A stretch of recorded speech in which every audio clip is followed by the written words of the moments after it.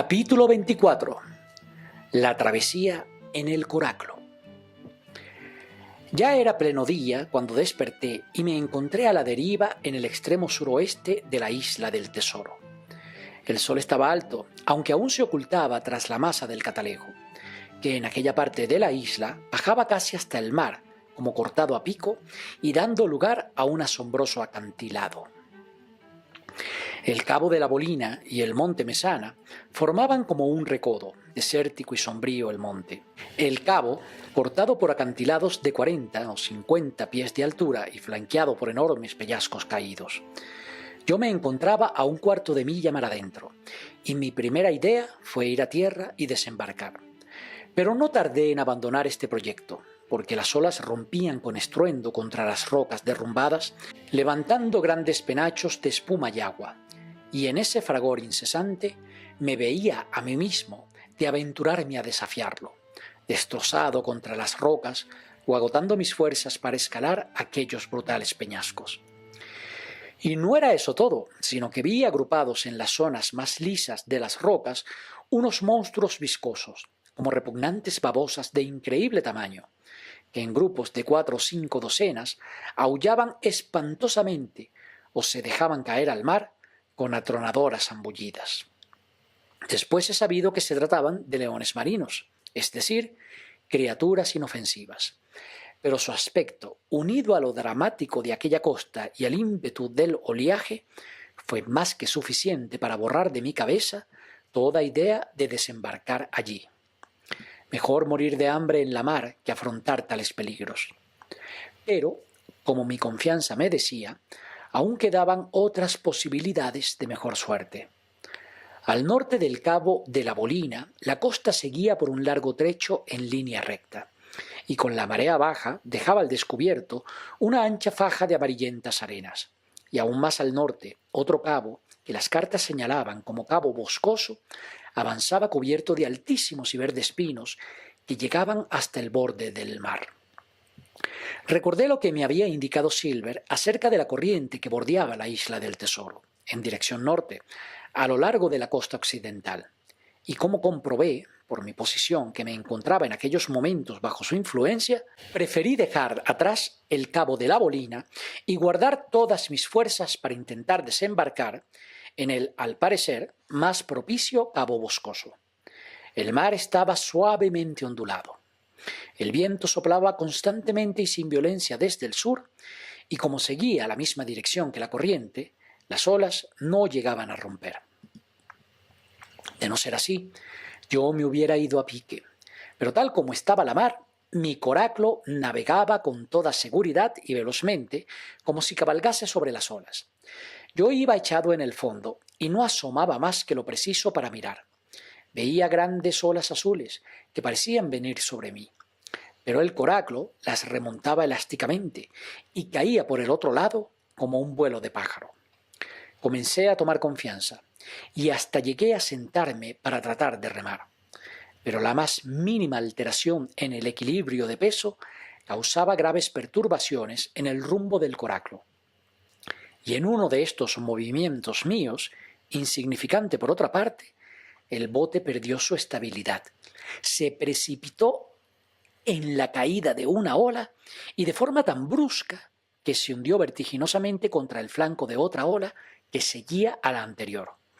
Quedé empapado y preso del miedo, pero rápidamente aseguré mi anterior posición y el coraclo pareció estabilizarse y volvió a navegar tranquilamente por entre aquellas grandes olas. No dudé que lo mejor era dejarlo navegar a su natural, lo que por desgracia me alejaba de tierra. Tuve miedo, pero no por ello perdí la cabeza. Traté primero de achicar el agua que había inundado el coraclo sirviéndome de mi sombrero. Después, asomando con cuidado por la borda, empecé a estudiar las características del bote para deslizarse con tanta suavidad sobre las olas. Observé que cada ola, en lugar de ser esa gran montaña tersa y pulida que se ve desde tierra o desde la cubierta de un navío, era mucho más parecida a una cordillera con sus picos y sus montes y valles. El coraclo, abandonado a la deriva, serpenteaba por entre las olas acomodándose a las zonas más bajas y esquivando las más abruptas y vacilantes cimas. Bien, me dije a mí mismo, está claro que debes continuar tumbado como estás, pero también puedes aprovechar cuando el bote esquive las olas y navegue entre dos para dar con el remo una paletada y tratar de enderezar el rumbo hacia tierra. Y así lo hice. Continué tendido en la más incómoda postura y de cuando en cuando asomaba para dar un ligero golpe de remo que pretendía guiar el coráculo. Fue un trabajo penosísimo y lento, pero observé que empezaba a ganar distancia, y cuando me acercaba al cabo boscoso, aunque sabía que no había forma de pasar cerca de él, había ganado unos centenares de yardas hacia levante, y no estaba ya muy lejos. Podía ver las verdes copas de los pinos meciéndose con la brisa, y eso me dio ánimos para tratar de alcanzar, y sabía que lo conseguiría, el siguiente promontorio. Me urgía además lograrlo, porque empezaba a sentir la falta de agua.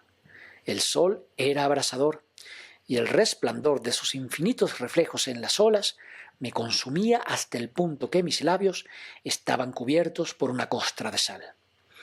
Mi cabeza ardía de dolor, y mi garganta era como una quemadura. La visión de aquellos árboles tan próximos aguzaba mi sed y sentí vértigo, pero la corriente me arrastraba lejos del cabo, y, cuando pasé a su altura, de nuevo no tuve ante mí sino una vasta extensión de mar. Pero algo allí hizo cambiar por completo el curso de mis pensamientos.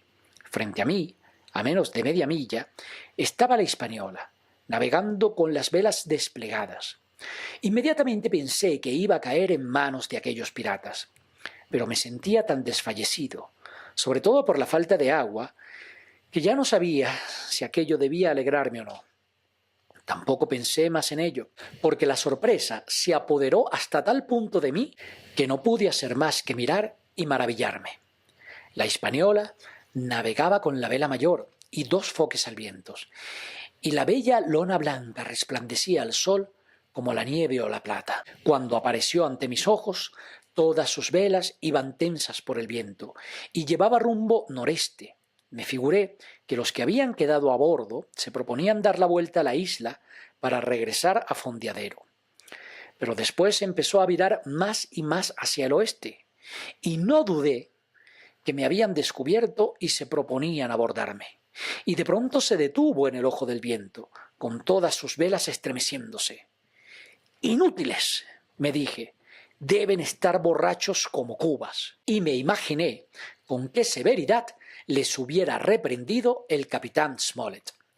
La goleta empezó a virar, volvió a cobrar viento y siguió navegando. Durante un minuto cortó las aguas con velocidad, pero después volvió a quedarse inmóvil, otra vez en el ojo del viento. Una y otra vez sucedió lo mismo. Hacia cualquier lado, norte o sur, este y oeste, la Hispaniola repitió sus inexplicables bandazos, y a cada escapada volvía a quedar con el velamen distendido. Pensé que el barco navegaba sin gobierno, pero ¿dónde estaban entonces los dos marineros? ¿Estarían borrachos o habrían desertado? Y planeé subir a bordo y hacerme con el timón con el fin de entregárselo al capitán. La corriente empujaba ahora la goleta y el coráculo hacia el sur velozmente. La Hispaniola navegaba de manera tan vacilante y tan irregular, y en cada detención permanecía tanto tiempo inmóvil, que pensé que si me decidía a remar, podía ganar ventajosamente la distancia que nos separaba e incluso alcanzarla. El proyecto tenía un sabor peligroso que me seducía. Y sobre todo, pensar en el tanque de agua a bordo, junto a la escala de proa, duplicaba mi renacido valor. Me senté al remo, y en ese instante una ola me cubrió.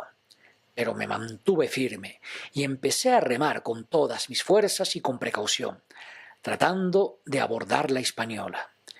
Embarqué un golpe de mar tan violento que hube de parar y achicar el bote, pero mi corazón revoloteaba en mi pecho como un pájaro. Poco a poco fui guiando el coráculo entre las olas y ya no tuve más contratiempos que algún golpe de agua por la proa y los naturales remojones. Iba aproximándome rápidamente a la goleta.